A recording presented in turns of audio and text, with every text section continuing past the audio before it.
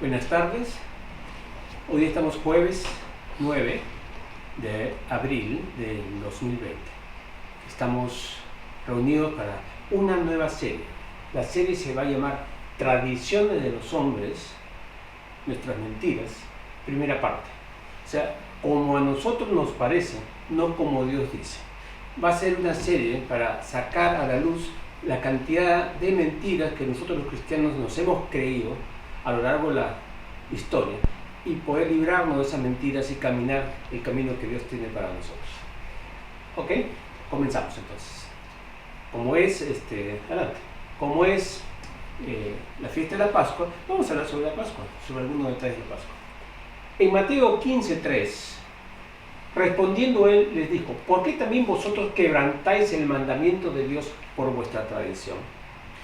Jesús en numerosos pasajes habla de cómo nuestras tradiciones quebrantan la ley o el mandamiento de Dios. Quebrantar la ley o el mandamiento significa quebrantar su palabra, negar su palabra, decir que su palabra no es verdad, que es mentira, decir que Dios miente. O sea, veamos con cuidado porque este tema es bastante delicado para nuestra fe.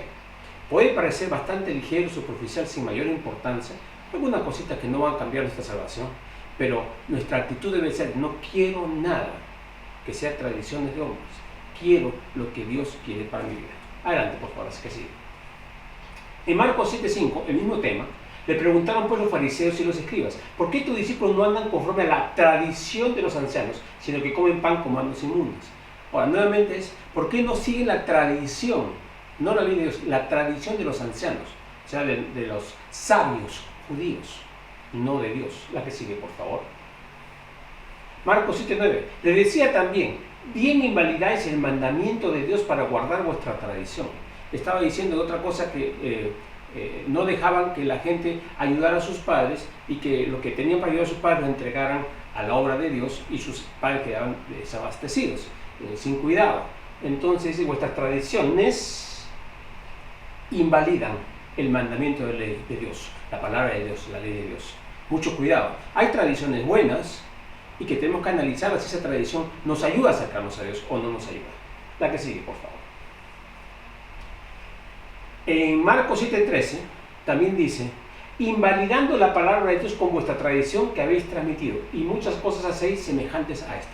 Invalidando la palabra de Dios por vuestra tradición. Las tradiciones, si no son en conexión con la palabra, invalidan la palabra, le enseñan a las personas a guardar ciertas cosas o cuidar ciertas cosas o hacer ciertas cosas que van contra la palabra. Esas tradiciones, si van contra la palabra, son pecados, son del diablo, no son de Dios. ¿Sí? ¿Entendimos eso? Entonces, todo esto es con respecto a qué cosas son las tradiciones que nos alejan de Dios. Seguimos, por favor. En Colosenses 2:8 dice: mirad que nadie os engañe. Mirad significa tener cuidado, estar alertas, por medio de filosofías y huecas sutilezas, según las tradiciones de los hombres, conforme a los rudimentos del mundo y no según Cristo. Las tradiciones de los hombres son rudimentos, no según Cristo, la verdad. O sea, tenemos que ver con mucho cuidado. Cuando andamos en las tradiciones, estamos andando en rudimentos del mundo, en vez del poder de Dios. ¿Se dan cuenta? No solamente es pequeñas cosas, es: yo no quiero andar en rudimentos, yo quiero andar en el camino estrecho y angosto que lleva la vida, subiendo la cima en el camino del Señor. O sea, las tradiciones tenemos que tener cuidado, porque a veces seguimos haciéndolas y al hacerlas la estamos honrando. Al honrarlo, no estamos honrando a Dios. La que sigue, por favor. Una recapitulación: pueden parecer pequeñeces, pero niegan la palabra de Dios. Okay. O tergiversan la palabra de Dios. Si tergiversan la palabra de Dios, ¿qué significa esto? Significa pecado. Pecado. Debemos examinar tanto nuestras doctrinas, que nos enseñan como cristianos, si son válidas, si están cimentadas en la palabra, como nuestros hábitos y costumbres. Uno dice: bueno, la palabra sí hay que escudriñar, tener cuidado. Sí, ¿verdad? Pero también nuestros hábitos y costumbres. Si nuestros hábitos es comer inadecuadamente, eso nos enferma, estamos invalidando la palabra de Dios, porque estamos diciéndole, no estamos haciendo como Dios dice que nos cuidemos, o costumbres que tengamos. burlarse de otro en forma graciosa, hacerse el gracioso o hacerse el Pepe el Vivo. Son costumbres de este país, pero invalidan y nos alejan de Dios.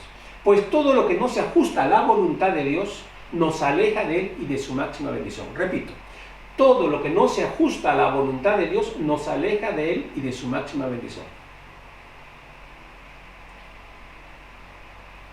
¿Queremos la máxima bendición de Dios? Tenemos que buscar su voluntad. ¿En dónde? En todas las áreas de nuestra vida. Algunos dicen, bueno, que estás pidiendo demasiado. No estoy pidiendo demasiado. Lo que está diciendo la palabra es, amar al Señor tu Dios, ¿con quién? Con todo tu corazón. ¿Con qué más? Con toda tu mente. ¿Con qué más? Con toda tu alma y con todas tus fuerzas. No dice con la mitad de tu alma, la mitad de tu mente. Dice con toda. Otro versículo dice, llevad cautivo todos vuestros pensamientos a la obediencia a Cristo. No estoy inventando nada, está en la palabra. Por lo tanto, debemos arrepentirnos. O sea, las cosas que están en contra de lo que el Señor dice, tenemos que dejarlas, girar 180 grados. La que sigue, por favor. Ya sabemos que es arrepentirnos. Viene del griego metanoia, que significa no voy a seguir haciendo lo que estaba haciendo. Si estaba odiando, dejo de odiar. Si estaba comiendo de más, dejo de comer de más. Si no estaba haciendo ejercicio, hago ejercicio. Si estaba mintiendo, dejo de mentir, etcétera, etcétera, etcétera. Arrepentirse no es, ay, sí, estoy haciendo mal. Diagnóstico, no. Es diagnóstico y acción. Cambio, giro de 180 grados, que es el metanoia. Es importante que detectemos las mentiras que nos hemos creído. Y esta serie es para detectar mentiras en la palabra, que es lo que vamos a hacer. Y no solo dejar de hacerlo, sino enseñar a otros. O sea, cuando detectamos una mentira que nos hemos creído, tenemos que no solamente cambiar nosotros, sino ser ejemplos para otros. Tenemos que ser luz para el mundo. Pues todo lo que no encamina a Dios y a su palabra es pecado. Pecado cerrar el blanco. ¿Ok? Definido todo esto, avanzamos ahora. Hay una tradición de Semana Santa entre los cristianos. Hay tradiciones católicas, hay tradiciones cristianas evangélicas, hay de los mesiánicos, hay diferentes tradiciones y cada uno hace ciertas cosas diferentes. Vamos a ver qué es lo que dice la palabra. Primeras preguntas. ¿Cuándo murió Jesús? ¿Qué día? ¿Cuándo resucitó Jesús? ¿Cuántos días estuvo en la tumba? ¿Qué dice la palabra de estas tres cosas? Nuestras tradiciones, hoy día le pregunté a unas personas, ¿cuándo murió Jesús? Un grupo me dijo el viernes, otro me dijo el jueves. Ahora vamos a ver quién tiene la razón o quién no tiene la razón. La palabra nos lo va a decir. La que sigue, por favor. Ok. En Mateo 16, 21, 17, 23, 20 y 19 dicen que tienen que estar en la tumba por 3 días. En Lucas 9, 22, 18, 33 y 24, 7 vuelve a repetir lo mismo. Tiene que estar en la tumba o estar en la tumba por 3 días. En Lucas 24, 21 y 24, 46 nos cuenta, él estuvo en la tumba por 3 días. O sea, en 24, 21 y 46 nos dice Lucas que efectivamente estuvo 3 días, que no fue un cuento, que no fue que él dijo 3 y después no fueron 3. Lo confiesa. Lo pueden revisar esto con mucho cuidado, pero le dice eso exactamente. En Hechos 10:40 y en 1 Corintios 15:40 vuelven a decirnos lo mismo. Jesús estuvo en la tumba 3 días. ¿Sí? Todos estos versículos hablan de 3 días antes de resucitar, ¿no? Después de su muerte. O sea, muere y pasan 3 días para su resurrección. ¿Ok? Seguimos, por favor. Ahora vamos a ver. En Mateo 12, 38 al 40 dice, entonces respondieron algunos de los escribas y los fariseos diciendo, Maestro, deseamos de ver de ti señal. Y él respondió y le dijo, la generación mala y adulta demanda señal, pero señal no se le será dada sino la señal del profeta Jonás. La señal del profeta Jonás. Porque como estuvo Jonás en el vientre del gran pez 3 días y 3 noches, así estará el Hijo del Hombre en el corazón de la tierra 3 días y 3 noches. ¿Cuántos días? 3 días. ¿Cuántas noches? 3 noches. ¿Ya? Bien claro, Jesús dice, voy a estar 3 días y 3 noches. La gente no es solamente 3 días, declara bien claro. Días, o sea, parte diurna y parte nocturna. 3 días y 3 noches. Adelante. En Juan 21, el primer día de la semana, María Magdalena fue de mañana, siendo aún oscuro, al sepulcro y vio quitada la piedra del sepulcro. María llega, el primer día de la semana corresponde al domingo. Antes de que amanezca. Antes de que amanezca. Todavía estaba oscuro. O sea, estamos hablando 6, 5 de la mañana, una cosa así. Jesús murió a las 3 de la tarde. Él llegó y vio quitada la piedra del sepulcro. nadie vio la resurrección de Jesús desde el punto de vista humano. Vieron la piedra fuera del sepulcro, separada, abierta el sepulcro, y el sepulcro vacío, pero no vieron la resurrección. No es que llegaron y lo vieron resucitar en ese momento, no. En la mañana temprano comprobaron que Jesús ya no estaba en el sepulcro y que había resucitado. ¿A qué hora? No lo puedes saber por esa evidencia. La que sigue, por favor.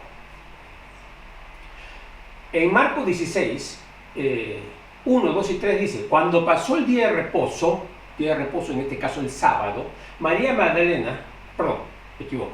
Cuando pasó el día de reposo, María Magdalena, María la madre de Jacobo y Salomé compraron especias aromáticas para ir a ungirle.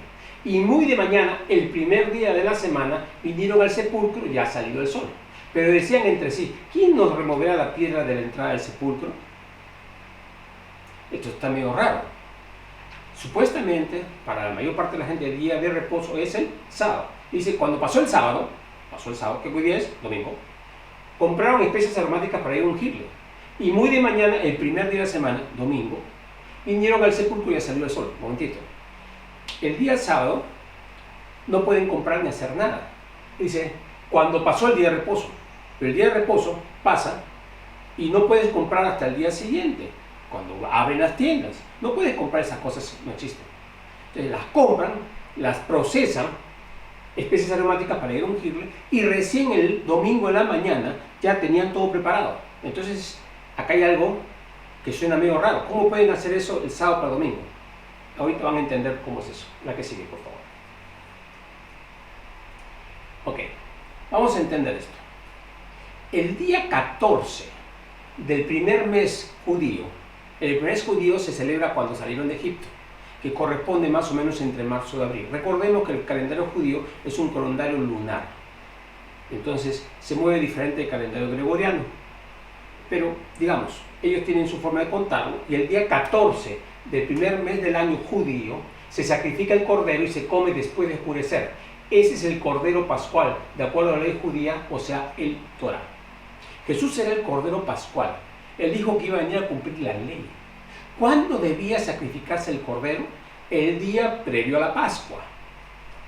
El día previo a la Pascua. Para poder ser el cordero pascual. Se sacrificaba el cordero y se lo comía en la noche. O sea, Jesús tenía, para ser cordero pascual, tenía que fallecer el día previo a la Pascua. ¿Ok? Otro punto. Jesús es nuestro cordero pascual y muere exactamente en la víspera de la Pascua judía. Y vamos a verlo con versículos. Y su sangre derramada y puesta en nosotros de forma que el ángel de la ira de Dios pasa sobre nosotros y no nos toca como a los judíos en Egipto. Su sangre nos limpia de todo pecado. O sea, la idea del cordero pascual es que nos limpie todo pecado y que nos proteja de la ira de Dios. Eso está descrito en Éxodo, clarísimo. Vamos a seguir. Estas todas son las citas: Mateo 27, 1 al 2, al 11, 31, Marcos, Lucas, y en este caso en Juan.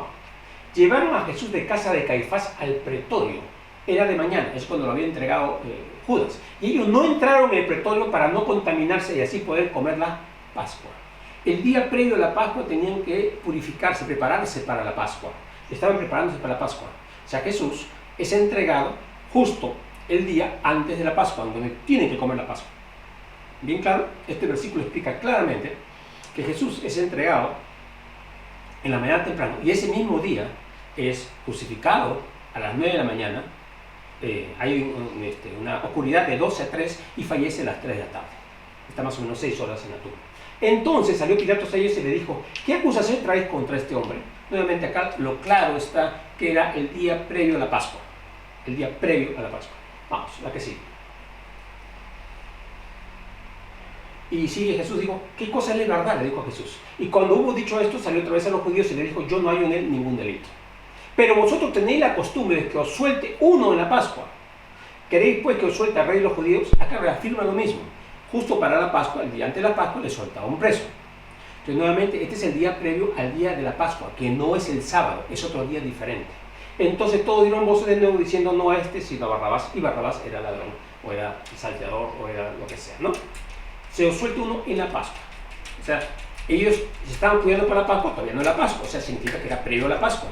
Entonces, estamos reforzando con dos versículos que Jesús muere antes de la Pascua. la que sí, como Cordero Pascual. Juan 19:31. Entonces los judíos, por cuanto era la preparación de la Pascua, otra vez otro versículo, a fin de que los cuerpos no quedasen en la cruz en el día de reposo, pues aquel día de reposo era de gran solemnidad, rogaron a Pilato que se les quebrasen las piernas y fuesen quitados de allí. Jesús fallece. Esta escena es así: Jesús falleció y los judíos le pidieron a Pilatos que para que no quedaran esos crucificados ese día, porque el día siguiente era un día de reposo de gran solemnidad, no es un reposo sábado, es el reposo de la Pascua. Si ustedes ven con cuidado en Levíticos, en Números, en Éxodo, el día de la Pascua es un día de reposo. Y el día de la Pascua no cae sábado, no cae viernes, no cae jueves, cae cualquier día de la semana. Es el día 14 del primer año del mes. Del primer mes del año, perdón, judío. Entonces, a veces cae miércoles, a veces cae jueves, a veces cae viernes, a veces cae sábado. Y obviamente, ese día y el séptimo día también son días de reposo.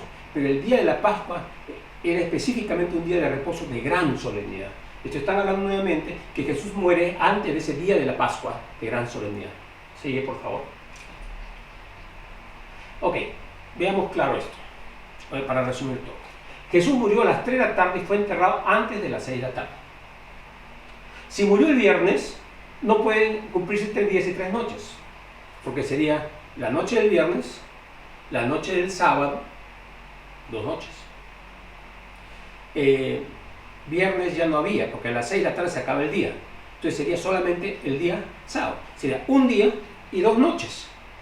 ¿Jesús miente? No. Ok.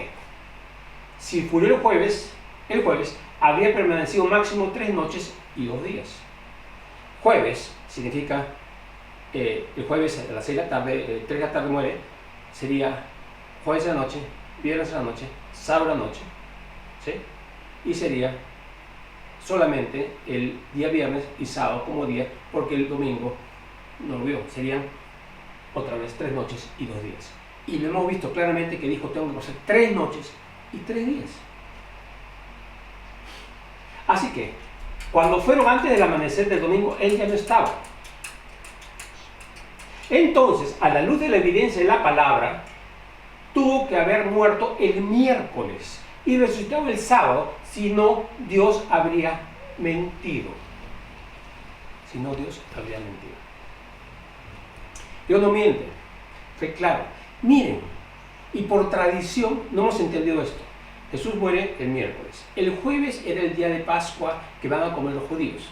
Ahora, ¿por qué dicen la gente? Pero Jesús comió la Pascua el día anterior, o sea, el martes. Efectivamente, Jesús comió la Pascua el martes. Lo que pasa es que habían costumbres diferentes entre los galileos y los judíos de Jerusalén. Eran fechas diferentes, nada más. Pero vamos con la fecha judía, porque en Jerusalén es donde fallece Jesús, donde muere Jesús. Entonces los judíos agarrados dijeron: no queremos que nadie quede en la Pascua, día de Pascua. Entonces, Pascua, muere Jesús, reposo. Al día siguiente de reposo, ¿se acuerdan cuando hablamos de las mujeres que iban a comprar? Al día después del día de reposo fueron a comprar especies. Compraron especies ese día, prepararon las cosas para ungir a Jesús. Eso fue el viernes. El sábado era día de reposo, sábado. Entonces no pudieron ir hasta el domingo. ¿Y cuándo fueron? A primera hora, antes siquiera que amaneciera, para poder estar ahí con la luz y hacerlo lo más rápido posible, porque obviamente apesta. Entonces, repito nuevamente, si él fallece a las 3, y si contamos, digamos que sea a las 5 que enterraron a Jesús, de 5 de la tarde del miércoles, al jueves, al viernes, al sábado. Jesús muere un día miércoles y resucita un día sábado. ¿Y la tradición? ¿Qué dice? Que murió el viernes. ¿Es importante esto desde el punto de vista de salvación, del perdón de los pecados? No, no lo es. ¿Es importante esto si no creemos esto que le estoy explicando, no vamos a ir al infierno? No. ¿Vamos a tener un lugar más alto en el cielo? De por sí no. ¿Por qué se lo estoy enseñando? Estoy enseñando porque este es el primer paso para darnos cuenta que cosas que hemos creído, que tienen algunos mucha más importancia, vamos viéndolo conforme vamos estudiando toda esta serie, que nos hemos creído una mentira, que Jesús murió el viernes. La palabra lo niega rotundamente. Y tenemos evidencia clara por todos estos versículos cómo fue la secuencia exacta de la muerte de Jesús. Ahora, como extra, ese es el último slide, ¿no? ¿O hay uno más? Fue el último, ¿no? Ya. Lo interesante es, si lo vemos como lógica judía cristiana, trabajas 6 días y al séptimo día descansas, como el día de Dios. ¿Cuál era el mejor día, entre comillas, para que muriera, resucitara Jesús? En su día, en el día glorioso. Ahora, después, siglo después, se empezó a cambiar el domingo como día de reunión. Lo que pasa es que muchos de los cristianos eran judíos y ellos guardaban el sábado. Entonces lo guardaban en sinagogas y todas esas cosas y hablaban de Jesús el día domingo en la reunión entre ellos, cuando eran mucho más libres para hacerlo. Entonces se empezó a crear una tradición y luego una falsa información, porque el día de descanso sigue siendo el sábado, porque eso es lo que Dios dijo. Que lo hemos cambiado a domingo, es tan importante. No es importante en sí, pero es importante decir, Señor, yo quiero obedecerte. Entonces hay que ver qué cosas son importantes, porque la palabra de Dios es viva y eficaz, y la palabra de Dios no miente, y debemos seguirla. ¿Ok? Este es el primero clase sobre esta serie, así que espero que lo hayan disfrutado, y Señor Jesús, te pido que esta palabra, aunque parezca no tan importante, sea una bendición para todos los hermanos ahora en la fiesta de la Pascua. En el nombre de Jesús. Amén, amén y amén.